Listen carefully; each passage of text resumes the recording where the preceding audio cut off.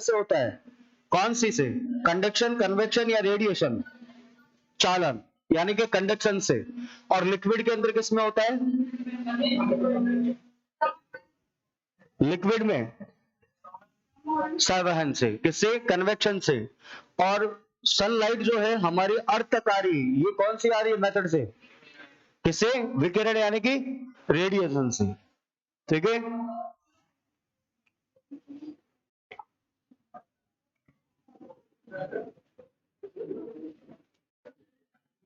चलो चलिए अब देखो इलेक्ट्रिक करंट।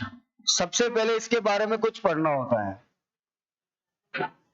इसमें सबसे पहले आता है जो टर्म से, वो है चार्ज, यानी कि आवेश।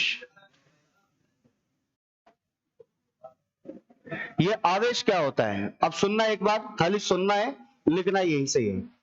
एक साइंटिस्ट था जिसका नाम था थेल्स। क्या नाम था? थेल्स। उसने क्या किया था, एक रेशम का कपड़ा था उसके पास में, और एक कांच की क्या थी, एक कांच का टुकड़ा था इतना। उसने क्या किया था, उस कांच के टुकड़े पर उस रेशम के कपड़े को क्या किया, ऐसे रगड़ा, रब किया। तो उसने देखा कि उसमें कुछ क्या है, कोई चार्ज जनरेट होता है। तो इन दो चार्ज में से पूछा जाता है कि चार्ज जो है वो कांच की उस पट्टी के अंदर और कपड़े के अंदर कौन कौन सा चार्ज क्या होता है, जनरेट होता है। तो जो कांच की पट्टी थी उसमें चार्ज आया पॉजिटिव, और जो कपड़ा था उसमें कौन सा चार्ज आया, नेगेटिव आया। अब मेरी बात सुनना, हमारे शरीर के अंदर, हमारी बॉडी के अंदर क्या होता है, इलेक्ट्रोलाइट होता है।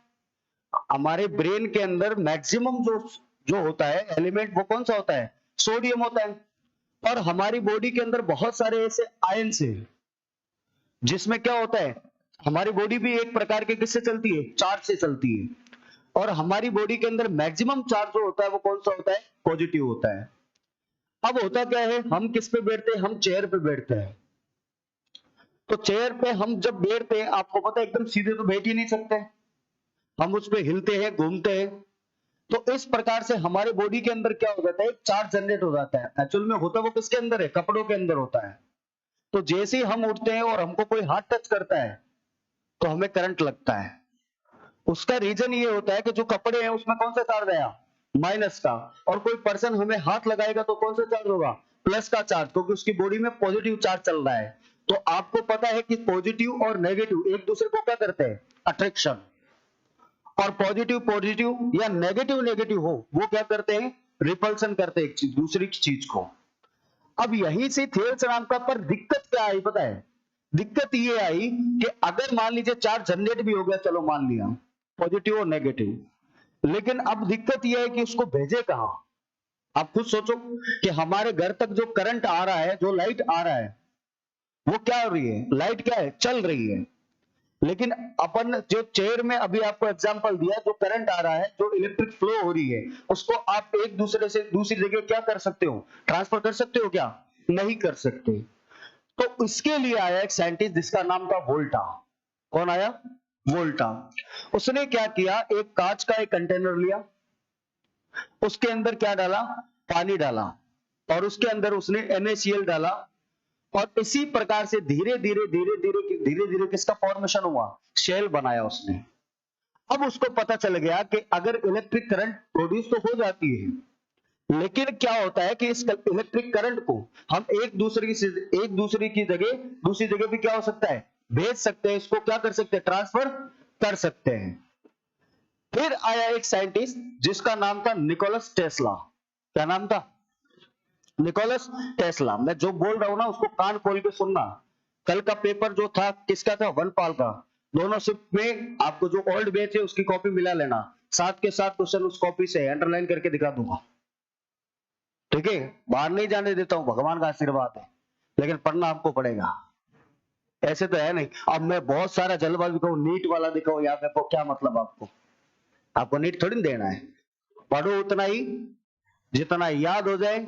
भरने में तो कंटेंट कॉपियां भर लोगे, उसको वापस एक बार तो जोश होता है कि भर लेते हैं, फिर दोबारा उसको मेरे को रिवाइज ही करके बता देना, नहीं होती है। एग्जाम में आपको एग्जाम पॉइंट ऑफ व्यू से वही चाहिए कि लाइन टू लाइन क्वेश्चन उठ जाए, बात खत्म। अब क्या होता है, एक निकोलस टेस्ला नाम का साइंटिस्ट था। एक्चुअल में करंट क्या होती है, दो टाइप की होती है, एक होती है एसी और एक होती है डीसी।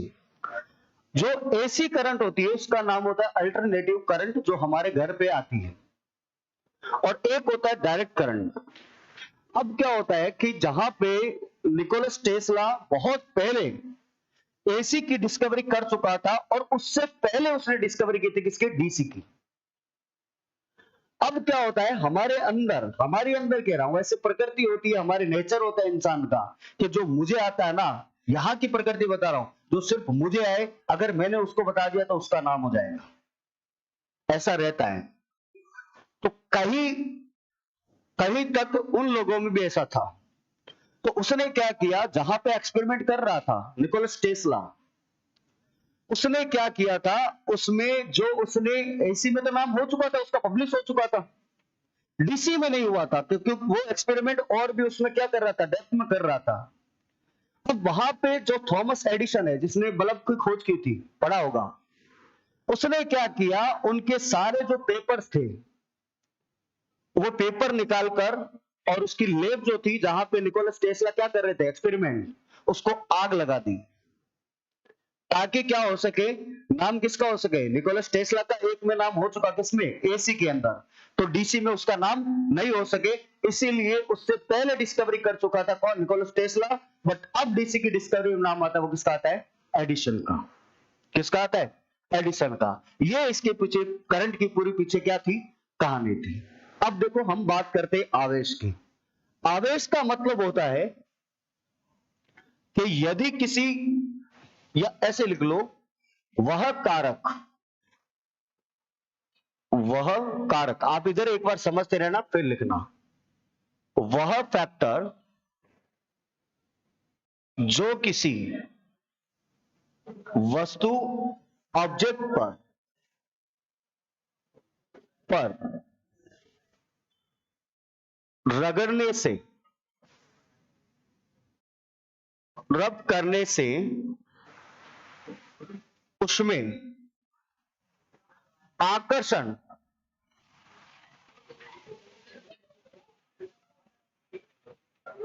अट्रैक्शन का प्रॉपर्टीज का गुण ला देता है, गुण ला देता है, वह क्या कहलाता है, आवेश। जो अभी मैंने बोला है उसी को लिखा है, कि यदि किसी ऑब्जेक्ट पर अगर किसी भी दूसरी चीज को अगर रगड़ा जाए, रब किया जाए, तो उसमें कौन सा प्रॉपर्टीज ला देता है, उसमें आकर्षण यानी कि अट्रैक्शन की प्रॉपर्टीज आ जाती है, उसको क्या कहते हैं, आवेश कहते हैं। अब बात यह आती है कि सर ये आवेश कितने प्रकार का होता है, तो ये होता है दो प्रकार का। सर कौन कौन सा होता है, मैंने कहा एक होता है धनात्मक, पॉजिटिव, और दूसरा होता है सर ऋणात्मक, नेगेटिव। पॉजिटिव और नेगेटिव दो टाइप का क्या होता है, चार्ज होता है। आपको इधर देखते रहना, एक बार उतारो मत, आपको टाइम दे दूंगा। फिर क्या हुआ, आगे चले तो नेक्स्ट ये आता है कि सर आवेश जो है, इसका मेजरमेंट जब कुछ भी है, वो बताओ इसकी किसकी कंपैरिजन किया जाता है इससे। तो आवेश जो है ना, उसको सबसे पहले क्वांटा बोला गया था। जैसे मान लीजिए ये क्या है, एक मार्कर है, इस मार्कर को एक लिया, दो लिया, 3, 4, 5, 6, 10 मार्कर लिए, और इन 10 मार्कर को पकड़ा, तो ये क्या बन गया, बंडल। क्या बन गया, एक बंडल बन गया। और इस बंडल का जो है चार्ज, उसका कंपैरिजन किया गया एक इलेक्ट्रॉन के चार्ज के इक्वल। कहने का मतलब क्या था, सबसे पहले जो एक था, ये एक, इसको बोला गया क्वांटा। क्या बोला गया, क्वांटा, यानी कि क्वांटाइज्ड। और फिर इस क्वांटाइज को बोला गया, जैसे बहुत सारे हो गए, इसको बोला गया क्या, बंडल। इसको बंडल बोला गया, यानी कि एक समूह। और इस पे अगर बात करते हैं हम चार्ज की, तो इस पे चार्ज किसके इक्वल किया गया? एक इलेक्ट्रॉन के चार्ज के इक्वल किया गया। अब बात यह आती है कि सर एक इलेक्ट्रॉन पर चार्ज होता कितना है? तो ये होता है 1.6 इंटू 10⁻⁻19 कूलाम। इसीलिए यूनिट किसकी आती है? कूलाम की आती है इसके पीछे। ठीक है, अब नेक्स्ट सुनना बात को कि सर ये तो मान गए। अब एक बात बता रहा हूं आपका, इसका जो नेचर होता है चार्ज का, इसकी प्रकृति, जो नेचर होता है चार्ज का, वो होता है पृष्ठीय होता है। क्या होता है? पृष्ठीय होता है, यानी कि सुपरफिशियल। सर नहीं समझे इस बात को, क्या मतलब है? मतलब ये होता है, जैसे मान लीजिए अब आकाश के अंदर बिजली कड़कती है। अब क्या होता है उस कंडीशन के अंदर, मान लीजिए किसी पे गिर रही है बिजली, तो उसको कार में बैठने को बोला जाता है। उसका रीजन क्या होता है सुनना। जैसे मान लीजिए ये कोई कार है, ये कोई कार है। अब यहां से क्या आया? चार्ज आया। यहां से मान लीजिए चार्ज आया, आया, और इसका नेचर कैसा है? सर पृष्ठीय है, सुपरफिशियल है। जैसे ही चार्ज आता है ना, तो चार्ज क्या होता है? इसके सरफेस पे क्या हो जाता है? रह जाता है। इसके सरफेस पे ही रह जाता है। अब मुझे एक बात बताओ, एक पर्सन है जो इसके अंदर बैठा है कार के अंदर, क्या चार्ज उस तक आ पाएगा? क्या आएगा? तो नहीं आएगा चार्ज उस पे, तो इस व्यक्ति पर कोई प्रभाव नहीं पड़ेगा, कोई इफेक्ट नहीं पड़ेगा। तो क्वेश्चन कहां से आता है? पहला क्वेश्चन तो यही आता है कि बताइए, बिजली कड़कने के दौरान किसी व्यक्ति को कार में या फिर खोखला जो होता है स्फेयर, उसके अंदर बैठने की सलाह क्यों दी जाती है? उसका रीजन ये होता है कि कोई भी खोखली चीज होती है, उसके अंदर जो चार्ज होता है वो कितना होता है? जीरो। कितना होता है? जीरो। तो इस पर्सन के अंदर कोई इफेक्ट नहीं पड़ेगा। ठीक है, यहां तक चले आगे? हाँ बिल्कुल। तो चार्ज सीधा किसमें चला जाएगा? अर्थ में। आपने देखा होगा बहुत बड़ी बड़ी बिल्डिंग बनती है ना? बहुत बड़ी बड़ी जो बिल्डिंग बनती है, उसके ऊपर की तरफ आपने देखा होगा एक त्रिशूल जैसा लगा हुआ होता है। देखा है? बहुत बड़ी बड़ी बिल्डिंगों के ऊपर। उसका रीजन क्या होता है? जैसे ही बिजली आकाश कड़कता है और बिजली मान लीजिए उससे नुकसान नहीं हो जाए, तो वो सीधी किस पे आती है? उसी पे आती है। वो कॉपर का बना होता है। सीधी उस पे आई और उसकी अर्थिंग सीधी किस में लेके आते हैं? जमीन के अंदर लेते आते हैं। और हमेशा करंट जो है वो वही रास्ता चुनता है जिसका रेजिस्टेंस क्या हो? सबसे कम हो। अब मैं आपको बता देता हूं, देखो आपने कभी कॉपर का वायर देखा होगा। उस कॉपर के वायर के अंदर, कॉपर का जो वायर है उसको छीला होगा, उसके अंदर कॉपर के वायर आपको 10 से 12 14 मिल सकते हैं, है ना? एक उसमें से करंट फ्लो हो रहा है, उसमें से क्या हो रहा है? करंट फ्लो हो रहा है। तो वो अपनी उस जो वायर है उसके रेजिस्टेंस के हिसाब से क्या हो रहा है? उसके अंदर करंट फ्लो होगा। लेकिन अगर मैं क्या करता हूं, उसी से ही एक तार निकाल लेता हूं, एक तार ओनली, जो 14 तार थे उसमें से एक तार निकाला और उस एक तार से करंट फ्लो करवाया, तो आप मुझे कंपैरिजन करके बताओ उस एक तार में से करंट ज्यादा फ्लो होगा या इस पूरी तार में से? एक तार में से। क्यों? क्योंकि उसका रेजिस्टेंस क्या होगा? कम होगा। और करंट जो होता है वो वही क्या रास्ता चुनता है। ठीक है, यही रीजन होता है। तो जो तड़ी चालक लगा होता है उससे सीधा तार अर्थिंग किसमें आ जाएगी? अर्थ के अंदर आ जाएगी। और क्या होगा? उस कोई प्रभाव, कोई इफेक्ट नहीं पड़ेगा। यही इसका रीजन होता है। ठीक है क्या यहां तक? चलो आगे। अब आगे सुनना। सर यहां तक तो ठीक है। अब बात यह आती है सर इसकी यूनिट क्या होती है? जो चार्ज की यूनिट है, तो सबसे पहले सुनना, इसकी इकाई जो होती है, इसकी इकाई जो होती है वो होती है कूलम। कूलम। लेकिन दिक्कत क्या आई? ये बहुत छोटी कूलम है, ये इकाई जो है छोटी यूनिट थी। तो इस यूनिट को कंपैरिजन किया गया एक और यूनिट थी जिसका नाम था फैराडे। क्या नाम था? फैराडे था। और यह पूछा जाता है कि एक फैराडे जो है वो कितने कूलाम के इक्वल होता है? तो ध्यान रखना ये होता है 96,500 कूलाम के बराबर होता है। और ये क्वेश्चन बार बार पूछे जाते हैं, आप बहुत ध्यान से सुन लेना। कितनी यूनिट हुई? 2। एक और यूनिट होती है इसकी जिसको जाना जाता है ESU के नाम से, ESU, और इसको बोला जाता है इलेक्ट्रिक स्टैटिक यूनिट, जिसको हिंदी में बोला जाता है विद्युत स्थिर इकाई। विद्युत स्थिर इकाई। सर ये कितनी होती है? मैंने कहा ये होती है 3 × 10 की पावर 9। 3 × 10 की पावर 9 ESU होती है, इतनी होती है। अब क्वेश्चन क्या से आएगा वो सुनना। क्वेश्चन ये आएगा कि ESU में यूनिट क्या है इसकी? 3 × 10 की पावर 9 ESU। आपको पूछेगा कि एक ESU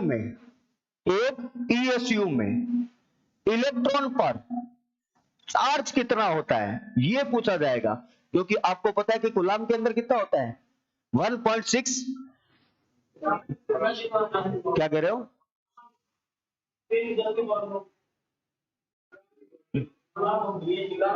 ESU में यूनिट है ये, क्यों? अच्छा याद कह रहे हो क्या? हाँ, कूलाम आएगा। अब एक बात सुनना, आपको पता है कि एक ESU के अंदर कितने यूनिट होता है? 3 × 10 की पावर 9 कूलाम। 3 × 10 की पावर 9। अब एक इलेक्ट्रॉन पर चार्ज कितना होता है? सर 1.6 × 10⁻⁻19 कूलाम होता है क्या? अब मेरी बात सुनना, अगर ये इससे कर जाएगा तो कितना बचेगा? 10 की पावर -10। और यहां से ये मल्टीपल हो जाएगा तो कितना हो जाएगा? 4.8 × 10 की पावर -10 कूलाम। ये क्वेश्चन आता है कि एक ESU के अंदर कितने कूलाम का चार्ज होता है? किस पे? एक ESU में। तो आपको याद रखना है 4.8 × 10 की पावर -10 कूलाम। ठीक है क्या? अब नेक्स्ट कॉन्सेप्ट एक और समझना, फिर आप उतारना। देखो, एक ऐसा पूछा जाता है कि सर एक जो चार्ज होता है, एक कूलाम चार्ज के अंदर कितने इलेक्ट्रॉन निकल जाएंगे, जिसको क्या बोला जाता है? एक कूलाम बोला जाता है। तो इसका एक फॉर्मूला होता है, Q बराबर होता है N.T। सर नहीं समझे, कहने का मतलब है क्वेश्चन ऐसे आएगा कि एक कूलाम आवेश में इलेक्ट्रॉन की संख्या बताओ, यानी कि नंबर ऑफ इलेक्ट्रॉन बताओ कि कितने इलेक्ट्रॉन एक कूलाम चार्ज के अंदर क्या होंगे? चले जाएंगे। अब मेरी बात सुनना, एक काम करता हूं मैं, इस Q की जगह एक कूलाम लिख सकता हूं क्या? एक कूलाम में तो पूछा है, ठीक है, equal to number of electron multiply हो जाएगा, एक इलेक्ट्रॉन का चार्ज कितना होता है? 1.6 × 10⁻⁻19 कूलाम होता है क्या? ठीक है। अगर मुझे नंबर ऑफ इलेक्ट्रॉन चाहिए तो मैं इसको ऐसे लिख सकता हूं क्या? 1.6 × 10⁻⁻19 कूलाम लिख सकता हूं। अब मुझे एक बात बताओ, ये पॉइंट हटा दूंगा, कितना आ जाएगा? 10। और ये वैल्यू को अगर ऊपर की तरफ ले जाऊंगा, अब देखो ध्यान से सुनना एक बात, इसको मैं ऐसे लिख रहा हूं 10 16 × 10 की पावर 19 लिख सकता हूं इसको।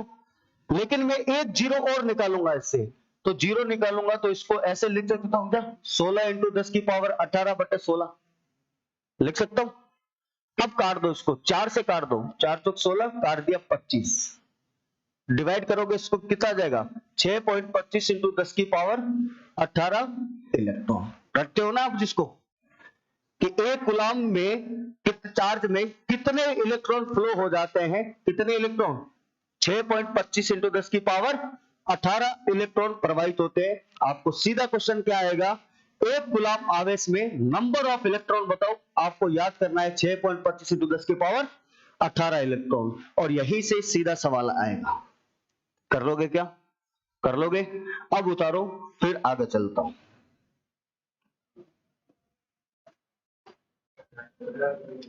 उतारो।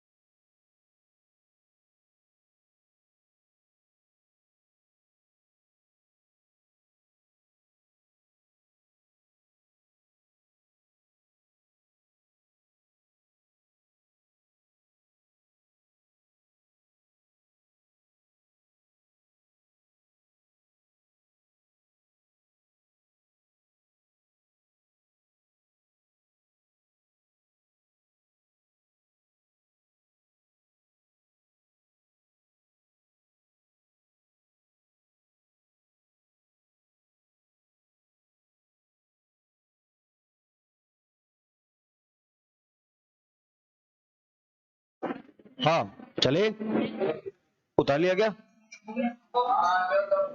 उतारो।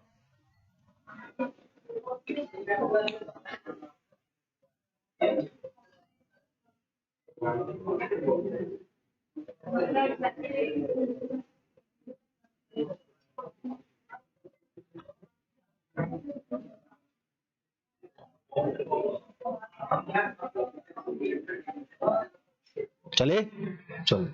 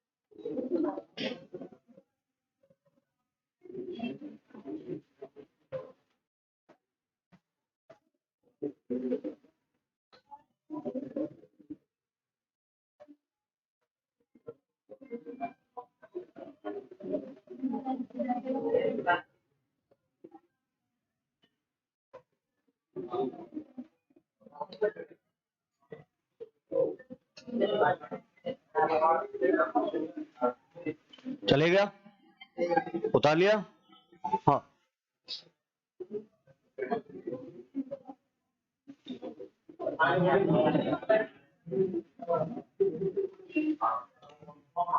इधर उतार लिया सबने। हाँ उतार लिया, उतार लिया क्या? चलो चलो। अब देखो आगे, इधर देखना एक बार सब, 10 मिनट और देखना, और कॉन्सेप्ट समझा रहा हूं वो अच्छी तरीके से क्या होगा समझ में आ जाएगा, फिर इसके बारे में लिखा दूंगा। देखो मैं इसका कंपैरिजन, इलेक्ट्रिक चार्ज का कंपैरिजन एक मैग्नेट से कर रहा हूं। देखो ये मेरे पास कोई मैग्नेट है और इसका ये पोल है जो नॉर्थ है, और ये पोल क्या है? साउथ है। ये नॉर्थ पोल है, ये क्या है? साउथ पोल है। अब आगे सुनना, सबसे पहले 3 डेफिनेशन लिखता हूं, इधर देखना आपको। मैं सबसे पहले लिखता हूं विद्युत क्षेत्र,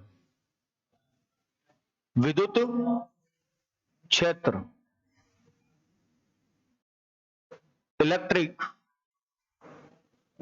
फील्ड। दूसरा लिखता हूं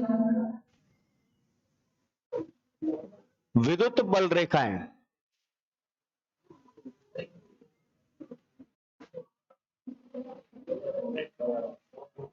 इलेक्ट्रिक फोर्स लाइंस। नेक्स्ट लिख रहा हूं विद्युत क्षेत्र की तीव्रता, विद्युत क्षेत्र की तीव्रता यानी कि इलेक्ट्रिक फील्ड इंटेंसिटी। ये 3 चीज लिख रहा हूं, आपको इधर ही देखना एक बार। जैसे मेरे पास क्या है, ये मैग्नेट है, ठीक है? इस मैग्नेट में क्या होता है कि हमको दिखती तो नहीं है, लेकिन इस प्रकार से ये फील्ड लाइंस होती है, इस प्रकार से।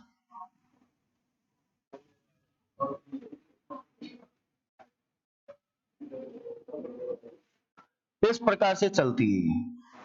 अब मेरी बात सुनना, जिस तरफ एरो का निशान लगा रहा हूं, मतलब ये उस तरफ से जाती है। पहली चीज तो किधर से निकल रही है? नॉर्थ से साउथ हमेशा। अब क्वेश्चन क्या आया था, एक बार रेल में भी पूछा गया था कि चुंबक के अंदर, मैग्नेट के अंदर चुंबकीय बल रेखाएं जो मैग्नेटिक फील्ड लाइन से वो किधर से निकलती है, तो सभी ने क्या किया था, नॉर्थ से साउथ, क्योंकि वही पढ़ा हुआ था। और हम क्वेश्चन को ढंग से नहीं पढ़ते तो गलत होता है। तो अंदर की तरफ जो इलेक्ट्रिक फील्ड लाइंस है वो हमेशा जाती है किधर से, साउथ से नॉर्थ की तरफ जाती है, ऐसे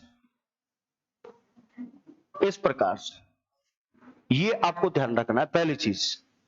दूसरी चीज क्या है, मान लीजिए मेरे पास क्या है, ये मैग्नेट पड़ी है यहां पे, और मेरे पास ये लोहे का टुकड़ा है, एक आयरन का क्या है, टुकड़ा पड़ा है।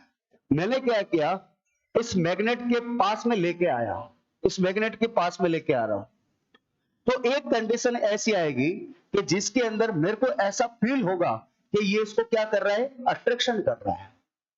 होगा या नहीं होगा? वही क्या कहलाता है, इलेक्ट्रिक फील्ड क्या कहलाता है, कहलाता है, पहली चीज। ठीक है। दूसरी चीज मैंने क्या किया, अगर मैं इसी मैग्नेट को अगर मान लीजिए मैं दो टुकड़ों में क्या किया, मैंने तोड़ दिया इसको। अब जैसे दो टुकड़ों में तोड़ा, ये नॉर्थ पोल हो गया, ये कौन सा पोल, साउथ पोल, ये नॉर्थ पोल, ये साउथ पोल। अब मैं इसी चुंबक के दो टुकड़ों को तोड़ा, यही चुंबक है।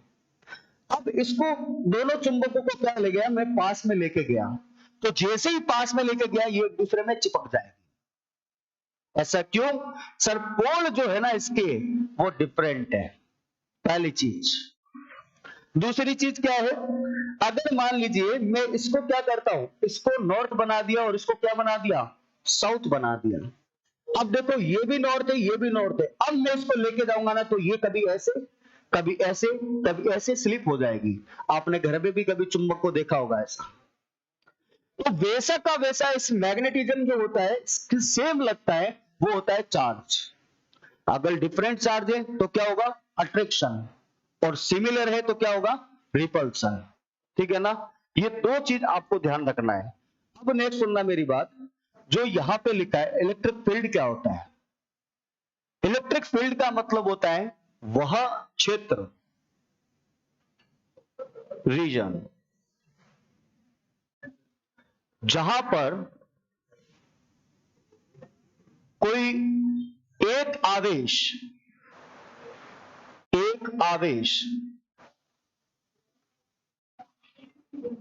किसी दूसरे आवेश को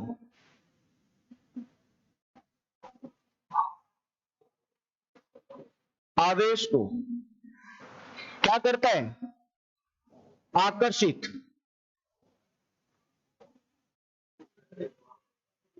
अट्रैक्टिव, या ये क्या हो रहा है,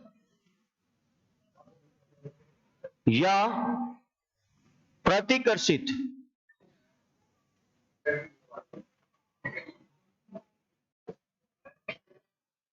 या प्रतिकर्षित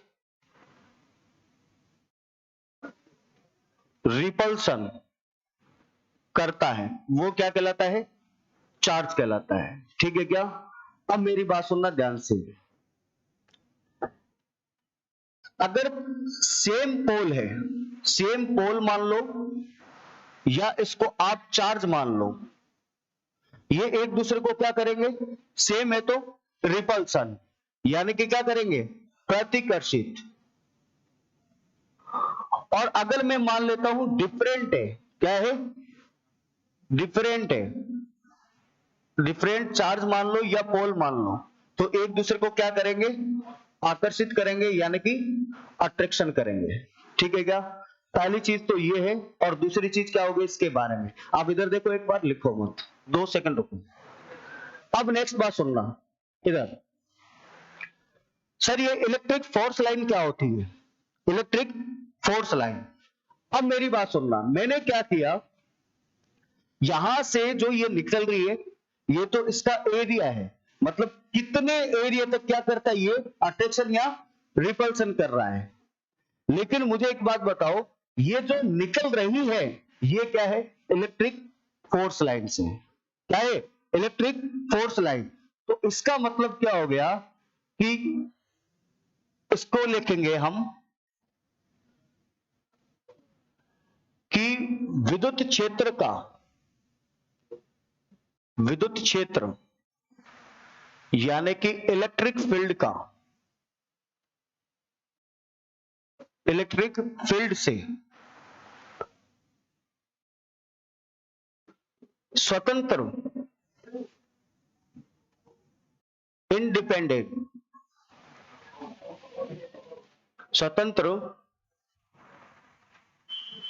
विद्युत क्षेत्र का प्रवाह, इलेक्ट्रिक फील्ड जो फ्लो होता है, प्रवाह क्या कहलाता है? विद्युतीय बल रेखाएं कहलाता है। दूसरी चीज सुनना क्या होती है। मैंने क्या किया, मान लीजिए ये है इलेक्ट्रिक फोर्स लाइंस, मैं एक काम करता हूं सर। कैसे? जैसे मान लीजिए एक साइंटिस्ट का नाम था, जिसका नाम क्या था? फ्लेमिंग। सुना है? फेराडे भी सुना है? फेराडे नहीं सुना तो सुनना। हुआ ये कि एक साइंटिस्ट था जिसका नाम था फेराडे। उसने क्या किया था? सुनना। उसने एक इस प्रकार से एक कॉइल ली, ठीक है, और क्या किया, यहां पे एक चुंबक रखी। ये आपको पता है नॉर्थ पोल है, ये साउथ पोल है। या मैं इस इलेक्ट्रिक कॉइल को इधर रख देता हूं, एक ही बात है, इसको इधर रखा। अब होता क्या है, आपको पता है कि नॉर्थ से क्या जाएगी? साउथ, ऐसे निकलती। अब मैंने क्या किया, यहां से ये जो है कॉइल, इसको इसके पास में लेके गया। तो जैसे ही पास में लेके जाऊंगा, आप मुझे बताओ, जो इलेक्ट्रिक फोर्स लाइन्स है ये क्या होगी? कट होगी। और जैसे ही मैं वापस दूर लेके गया तो ये क्या हो जाएगी? पूरी बन जाएगी। फिर इसको पास लेके गया तो इस कॉइल में से निकलेगी। फिर इसको दूर लेके गया तो इससे बाहर निकल जाएगी। और जैसे ही इनका बार बार क्या हो रहा है? कट हो रहा है ये। और जैसे ही कट होता है तो ये फ्लक्स उत्पन्न करता है। क्या करता है? फ्लक्स उत्पन्न करता है। और यहीं से निर्माण होता है, प्रोड्यूस होता है इलेक्ट्रिक करंट। आपको पता होगा कि इस प्रकार से ये क्या हो गया, मान लीजिए कोई है बॉडी, इस बॉडी के अंदर क्या किया, इस प्रकार से मैंने लगाए पोल्स, इस प्रकार से। और इस पे क्या कर दिया, इस पे मैंने लगा दी इस प्रकार से क्या, कॉइल, इस प्रकार से कॉइल लगा दी। अब आपको पता है कि इसके बीच के अंदर यहां पे आर्मेचर होता है। मोटर देखिए ना, आर्मेचर होता है। अब मैंने क्या किया, इसी आर्मेचर को ऐसे घुमाया, ऐसे घुमाता हूं। तो जैसे ही घुमाया, आप मेरे को एक बात बताओ, ये नॉर्थ पोल है, ये साउथ पोल है, तो इलेक्ट्रिक फील्ड लाइंस ऐसे ही तो जाएगी। सब में कैसे जाएगी? इस प्रकार से जाएगी।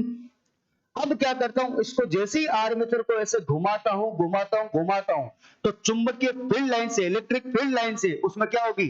कट होगी। और जैसे ही कट होती है तो यहां पे क्या प्रवाहित हो जाती है? इलेक्ट्रिक करंट प्रवाहित होती है। और यहीं से निर्माण कर दिया था फेराडे ने, किसका? विद्युत चुंबकीय प्रेरण, यानी कि जनरेटर का फॉर्मेशन बनाया था, इसी मेथड पे बनाया था। अब बात क्या आती है, सुनना।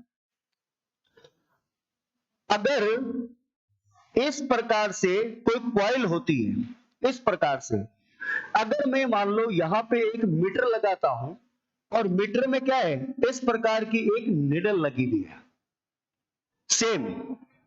और मैं क्या करता हूं, इस कॉइल को इसके ऊपर लेके गया, वापस लेके आया, ऊपर लेके गया, वापस नीचे लेके आया। जैसे ही ऐसे लाया तो मैंने देखा कि ये क्या हुई, थोड़ी डिफ्लेक्शन होने लगी, ऐसे निडल हिलने लगी। अब मैंने देखा कि यार, जब ये कॉइल में से अगर मैं इसको इस प्रकार से, यहां पे मान लो सेल है, कुछ भी लगा देता हूं, तो ये निडल क्या हुई, हिलने लगी, बार बार ऐसे क्या होने लगी, विक्षेपित होने लगी। तो जिससे निर्माण हुआ, मुझे ये तो पता चल गया था कि ये कहीं ना कहीं क्या है, इसकी डायरेक्शन भी क्या हो रहा है, बता रहा है कि इलेक्ट्रिक करंट जो है वो किस तरफ से क्या हो रही है, चल रही है। अब मुझे एक बात बताओ, अगर मैं मान लीजिए इस डायग्राम को लेकर आ रहा हूं, ये समझाने का मतलब क्या था। अब मुझे एक बात बताओ, अगर मैं यहां पे कोई मीटर लगाता हूं, इस जगह पे कोई मीटर लगाया, यहां पे लगा दिया, और ये इसकी क्या है, निडल है, ठीक है क्या। मुझे एक बात बताओ, जिस तरफ इलेक्ट्रिक फील्ड लाइन जाएगी उसी को तो बताएगा ही कि सर इस तरफ जा रही है। लेकिन मुझे एक बात बताओ, क्या ये इस चीज को कभी बता सकता है क्या? अगर मैं यहां पे मीटर लगाया और कभी ये यहां जाएगी, कभी इस तरफ जाएगी, कभी इधर जाएगी, कभी इस तरफ जाएगी, ऐसा कभी हो सकता है क्या? नहीं हो सकता। कि आप बोलता हूं, मैं पूछता हूं अभी कहां हो, आप बोलते जयपुर, नहीं नहीं नहीं बीकानेर हो, ठीक है, नहीं नहीं जयपुर हो। एक ही व्यक्ति, एक पर्सन एक समय दो जगह कैसे हो सकता है? तो आप खुद बताओ, जो इलेक्ट्रिक फील्ड लाइन से जो डायरेक्शन है, वो एक ही समय पे दो डायरेक्शन कैसे बता सकता है कोई मीटर? बता सकते हैं क्या? नहीं बता सकता। तो सर सेकंड क्वेश्चन क्या है? सेकंड क्वेश्चन ये है, ये एक दूसरे को कभी इंटरसेक्ट नहीं करती, यही इसकी दूसरी बात है। यह एक दूसरे को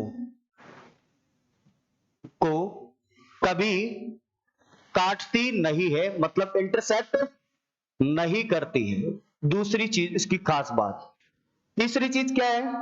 अगर मैं मानता हूं मैग्नेट के लिए, तो ये किस तरफ जा रही है? नॉर्थ से साउथ। किस तरफ जा रही है? नॉर्थ से साउथ। और अगर मैं चार्ज की बात करता हूं तो ये हमेशा किस तरफ जाती है? प्लस से माइनस की तरफ। किस तरफ? प्लस से माइनस की तरफ जाती है, ठीक है क्या। ये दो चीज आपको इसके बारे में ध्यान रखना है। इलेक्ट्रिक, अभी तक इलेक्ट्रिकल शुरू नहीं हुआ है, लेकिन ये जब कॉन्सेप्ट क्लियर होगा ना, तब आपको वो समझ में आएगा। अब नेक्स्ट सुनना, सर ये क्या होता है? विद्युत क्षेत्र की तीव्रता यानी कि इलेक्ट्रिक फील्ड इंटेंसिटी। इसका मतलब ये होता है कि यदि मान लीजिए आप किसी विद्युत क्षेत्र में, विद्युत क्षेत्र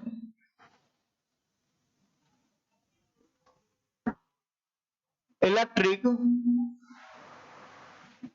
फील्ड में किसी बिंदु, कोई भी बिंदु हो, किसी बिंदु पर, किसी पॉइंट पर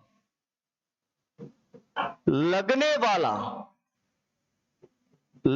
वाला बल यानी कि फोर्स तथा आवेश का मान, वैल्यू ऑफ चार्ज